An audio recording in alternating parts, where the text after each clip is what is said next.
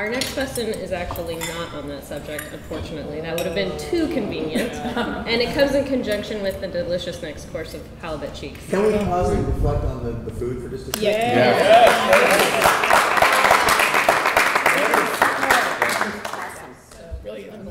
So then, second question, second course. What have you all seen, and I know you've seen plenty, happening in higher ed today that excites you? That excites us? That excites you. Yeah, anything and everything. Besides the halibut. Yeah. I'm excited about how the digital media tools enable the students to take charge of their own learning. In the bachelor's degree program that I manage, which is a hybrid model, so they come to class one night a week and then they do the rest asynchronous outside. The faculty member came to me last week and he said, wow, I had 2 teams. So we sort of had this control group thing going that we didn't plan on. He said the team that used Google, what is it, Google Meetup? Google Meetup and Google Hangout, thank you. He goes, they came to class every week, they were ready to make their decisions about their mechanicals. These folks did a wayfinding project for Evergreen Hospital, a live project. He said the other group that wasn't using the digital media tools, they were using what was provided in our learning management system, came to class every week and they had to reinvent where they left off. So the students who went out and found their own digital media tools came up with a better product, and that was totally kind of outside the realm of what the faculty member set them up to do. So they're just engaging with the tools and owning them themselves, and I thought that was pretty cool. The other cool thing is engaging with the tools in the moment. Having a question or a conversation or a what if or what about, and being able to right then and there, let's go look and pull up something. To be in the moment and not say, well, let me get back to you. It is right there. And it was all remote. I mean, they're all wherever they are. They're not together physically when they were doing it. The fact that we all carry like the world's oracle in our pocket means that the discussion about something often goes away because you have the facts right there. Right. So it's like, oh well, we're not going to discuss it. We're just going to look at it. Oh, okay, that's okay. Well, I was kind of excited, as Scott knows and Jordan knows, about a month ago, we brought 50 people together, educators, industry folks, folks from foundations, all kinds of interested community partners to talk about rethinking higher education. And what excited me that I frankly didn't expect was that all the educators in the room said, I can't wait to do this. I can't wait to change this place. And to have folks say, hey, unpack this and rethink the way you do that. And to have folks in higher ed say, I can't wait to do that, and when can we make it happen, was really reaffirming to me that at least there's a community inside higher ed that would really love to open things up and change the way that we do business. And that was pretty exciting to me. I think the most exciting thing I've seen in education isn't limited to higher education. It's YouTube. Yeah. Not just for watching, fart jokes, but those are the apps. Yeah. Oh, sorry. Yeah. I guess it's the cats. Yeah, that's exactly right. Thank you. But I think what we've seen on YouTube and what I've seen in kind of digital natives generation is that when they want to learn something, they go one place, right? They go and they check YouTube, they may check Wikipedia, and they are able to teach themselves whatever they want to know, whatever they need to know right now. And that's incredibly powerful. And watching how they can ricochet around from subject matter to subject matter. But it also, I think, questions the fundamental kind of assumption that university or schools in general is where knowledge should be distributed from. Right. It's now not the efficient method of distributing knowledge. Right. We have a much more efficient way of getting information out. And we have, if you will, we were talking a second ago about, yes, the schools has historically hired expert knowledge people, but not necessarily expert teachers, right? They know they're the best in the world at the subject. They're just not the best at this world at teaching this subject. But the best lecturer in the world on any one subject is now available 24/7 through YouTube.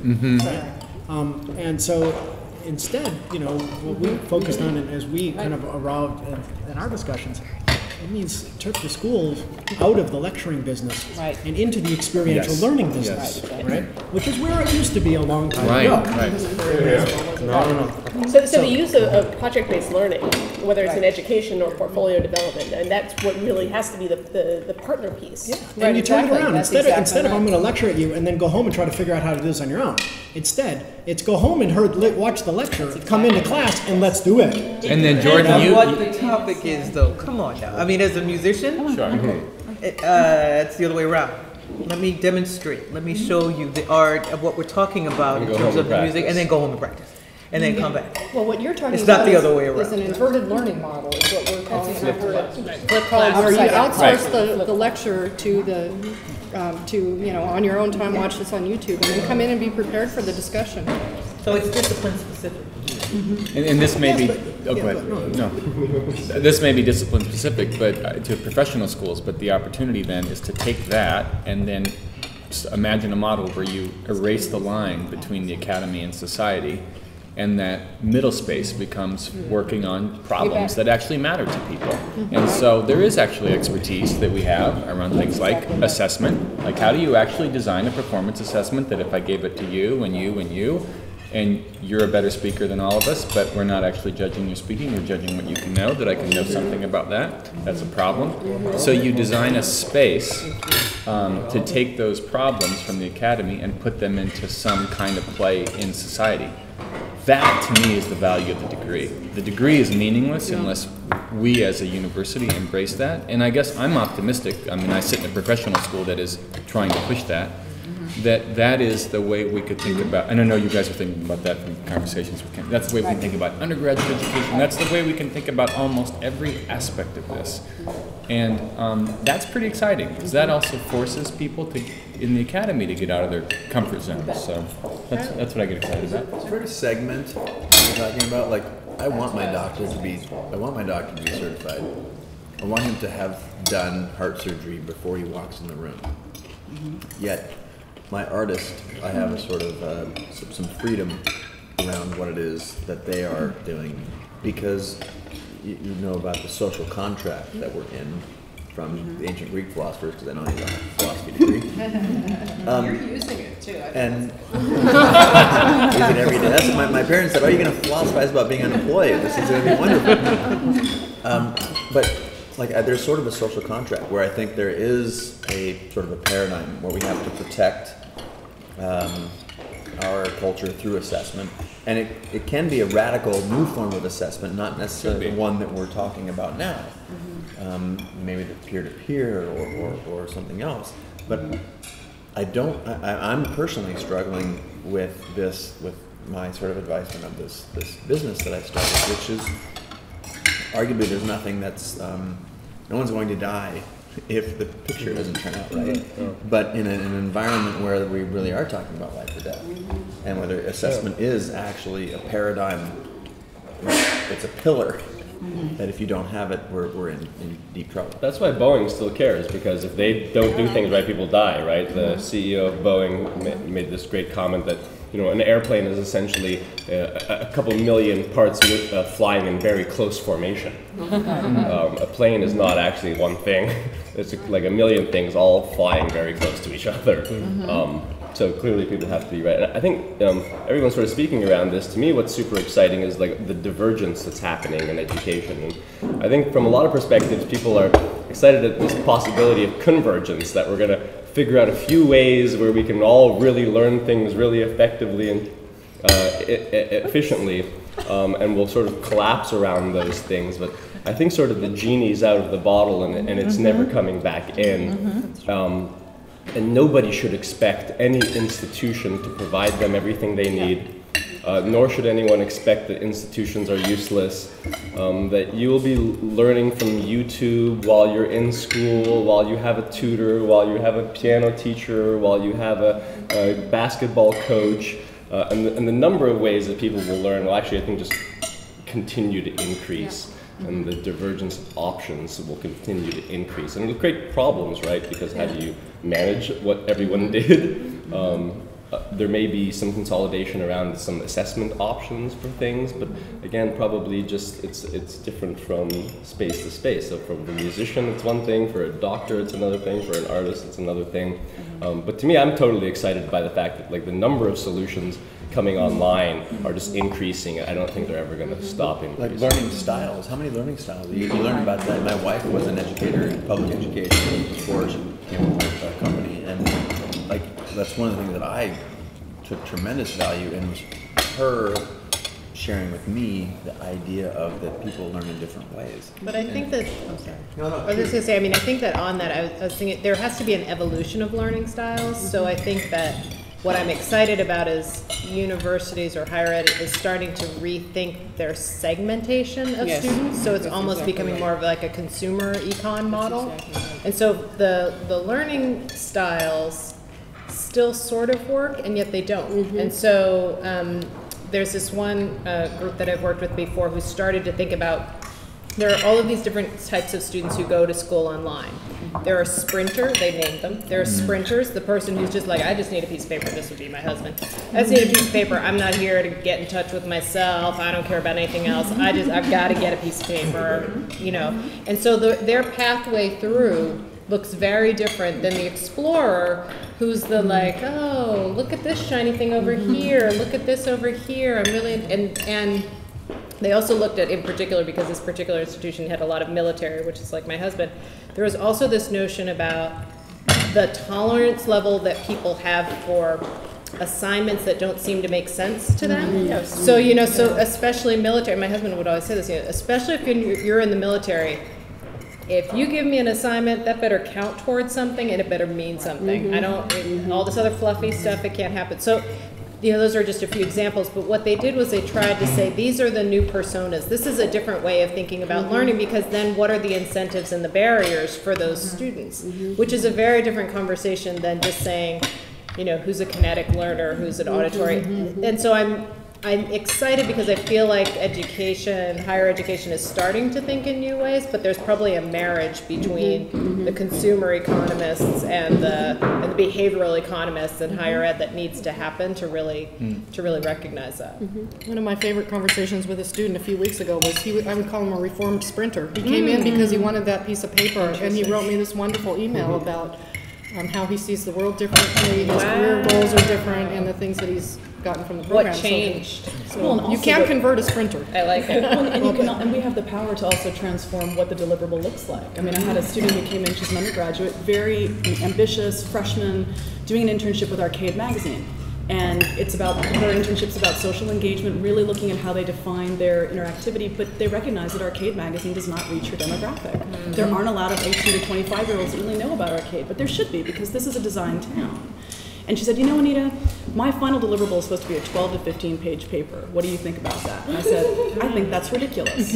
What I want you to do is go into Arcade and transform that organization when it comes to 18 to 25-year-olds. I want you to have a launch party. I want you to go crazy.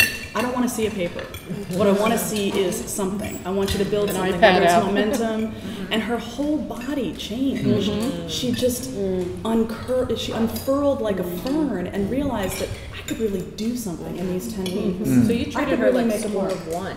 You know, the school of one model. Like, what's the school of one model for higher ed? Right. That's what And so I I want to, no, this is good, because I want to thread to what Nancy said with and what Anita said. So, you know, there is a higher, let's think about turning, like intentionally. Is there some reason that as a society, we actually want to turn sprinters into explorers? And does technology at the moment actually have the power to intentionally do that? Or is it all just, you know, fart jokes or fart apps? And so let me just give you one example that they sort of just kind of broke my heart last night. So I was driving my kids home last night, and they're doing the 7-year-old twin boys in first grade, so they're doing the wants and need unit in social studies, it must be. And, you know, what's a want and what's a need. So someone's... They should talk to Chase about that. Exactly. No, this is so up his alley. I wish I would have pre-cooked this story. So, you know, water's a need, and one of my kids says, art is a need. Yes.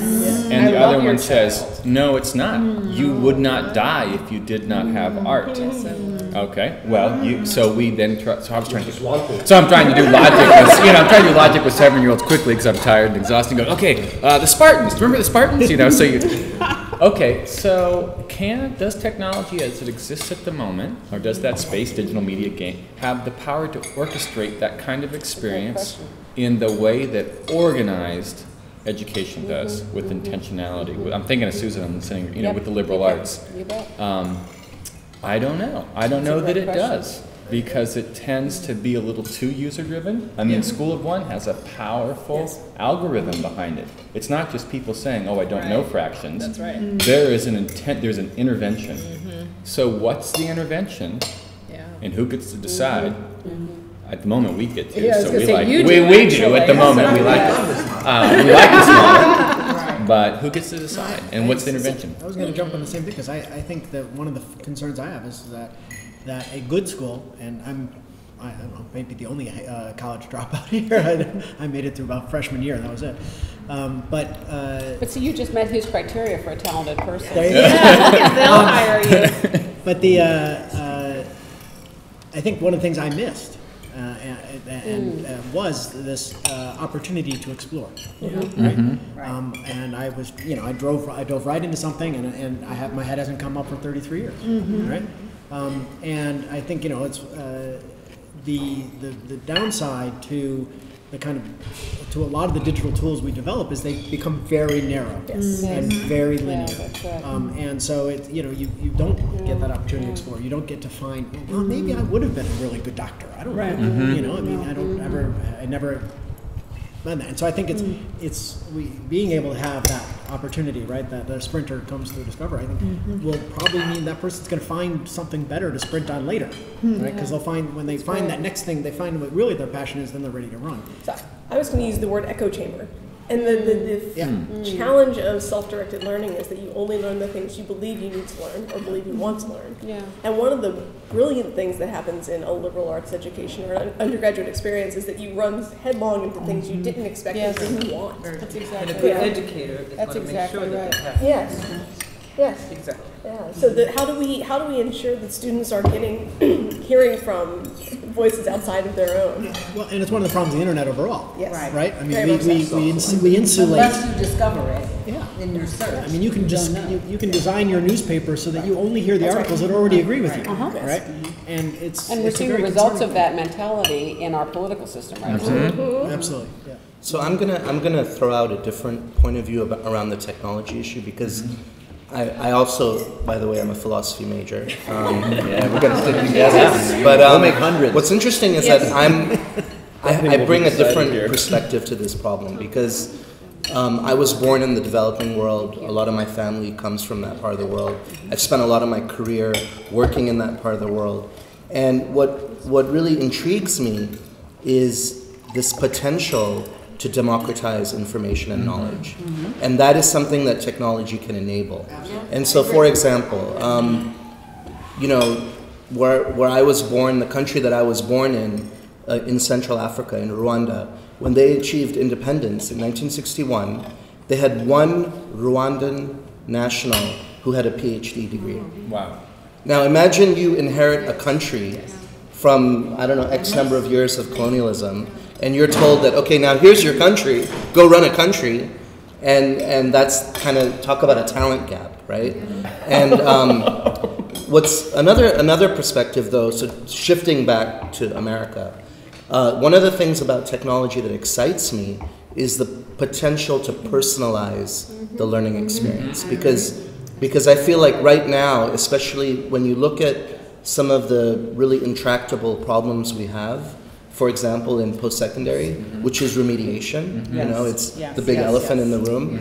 A lot of students go into the system, they're not prepared, they slam into these really high-stakes assessments to get into college, to get placed into math or English. They're not prepared, and then they end up, thrown 4 doors down, and they don't even realize that, oh, by the way, you only have a 10% chance of even getting to a college level class. You're going to spend 4 courses just to prepare to get into a college level class. And there are now, I think, a set of next generation tools. In the next 5 years, I think we're going to see those tools that are going to enable students to learn on their own time, prepare before they get those tests, and not suffer that fate. and actually enter college with a better chance of succeeding. And, you know, I kind of sit on the fence of what is the value of the degree, and I really think it's a marker, you know, until you have other markers that employers are willing to put credibility and value. Right, and whether that's experience, whether that's a badge that, you know, lists all these other things. When you go to the for-profit universities, what's really interesting is they talk about the LinkedIn profile of their future student. Right. So they say that, you know what, we want our LinkedIn profile for our alumni, not to just be like, oh, by the way, he or she graduated from this university, but we want you as an employer or a peer or someone who's connected to that person to be able to drill down and see exactly what they learned, which classes, what competencies, what special projects they achieved, like all these deeper layers of learning that right now are just hidden in a transcript, right? So I think there are some opportunities here, but I'm not naive enough to believe that technology will solve everything. I don't think it will. Right. Do you think that? Yeah, go. Let's ask a question for the last generation, if that's what military experience means. If that is If that is a parallel to what we saw in military experience, and military experience, whether it's, you know, sort of from GI Bill till today, it represents a very certain credential, a very specific set of abilities and experiences. It's not from the classroom. Right, so I'm getting ready to hire in 2 positions, and then we have a CEO position that's open. And I'll tell you, there's a couple of things I'm looking for. So first of all, I need to see what your levels of engagement are. Literally, I want to see from wherever you will begin your levels of engagement. And my first place I go is LinkedIn. I mean, I'm fine with your resume, but the first place I go is LinkedIn because it's Washington STEM. So I need to know, are you fluent and fluid in STEM?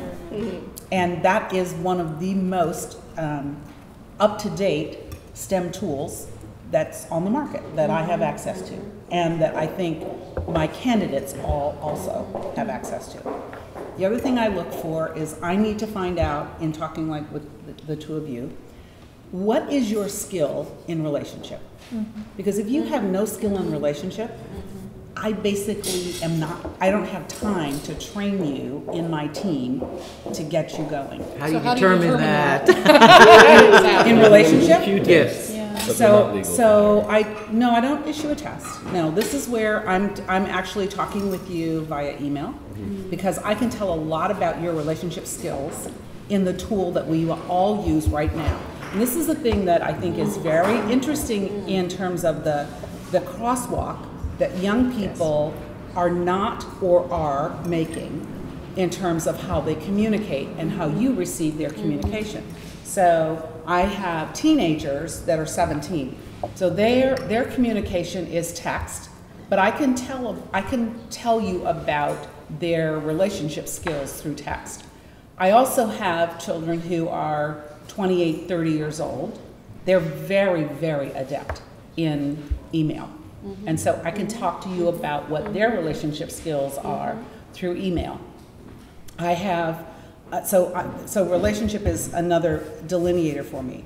The last delineator for me is what is your ability to take the tools, whatever they are that you say you own personally, and apply them in a team setting outside of just you. Yes. I'm serious, that is it. If you can do those 3 things, and I see that you have levels of proficiency and fluency, I'm willing to look at you seriously on my team. Yeah, we do something really similar. We do paired programming at Grocket. I don't know if you're familiar with it, but basically there's always 2 developers sitting side by side on one computer that has 2 keyboards and 2 mice, and everyone says, why are half of your workers not doing anything? They're actually highly engaged, and the way we interview is actually sit down next to me and write software with me for a few hours and see if we can stomach each other. And if you can't have that social relationship, that's why you have no engineers. That's why no one sits beside me besides philosophy majors. Well, one of the interesting things that I'm really excited about that came out of the workshop, and I don't remember if this was your group or not, was this idea of a completely rethought concept of a transcript. that one of the things Fun, that yeah. a university could do for students, and obviously this could be used outside universities, but that at least a university could do, is to say, a transcript is a reflection of all of your learning. And so here are the courses you took, here are the projects you did, here's the products you developed. But if while you were there you did a study abroad program in Cambodia and you learned how to play the gamelan or something, that's on there too. And if you volunteered at an art museum, that's on there too. And if you did an internship at at Boeing, that's on there too. And that we will offer as an institution to maintain that for you for life. So as you continue to learn, you might get a badge and you add it on there, and you might have done a training program at your company, and you might have developed a new product, but whatever, that one of the things that your university offers you as an alum is, here is your venue for showing your lifelong learning. What if that had interactive media in it? And wouldn't it be great? I know it, I just thought that was one.